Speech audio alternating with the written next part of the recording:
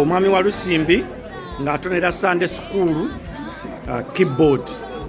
Sebo omwami wa Lusimbi tweyanziza nnyo, tweyanzeege. Ali ku left ye mwami Kalanzi, mwami Kafeero, mwami wa Lusimbi n'omukubiriza.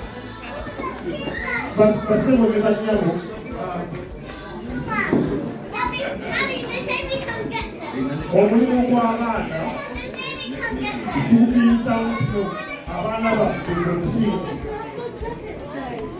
naye sijja kulimba mwangu naye okufunayo abantu nga mwami wa Lusimbi abasiima omulimu gwe tukola kituzaamu nnyo amaanyi. Egyo namaze essaawa 10 hours nga ntegeka okusoma kw'abaana.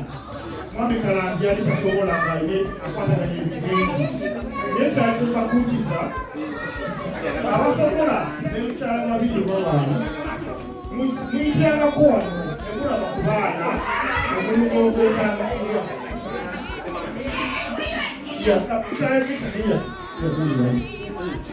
mujjanga ne muyitawo ne tukwatagana omusingi gwa community be baana. Naye webale nnyo mwami wa Lusimbi okusiima Mukama akuddizirewo.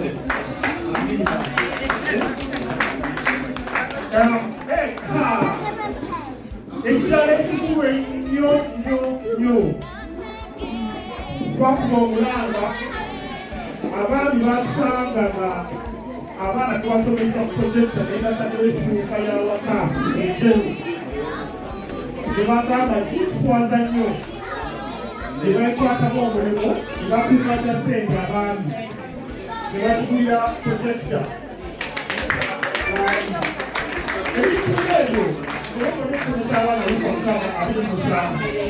Mukama agamba tweyongere okuba naye tweyongere okwongerako n'okwagala abalabebo ekyotukwatako naye twongere okwagalana n'okugaba n'okuyambagana n'okukyala ne tukuŋŋaana okwezaamu essuubi netwabagana. Mukama yebale bakuuma mwebale okwagalana.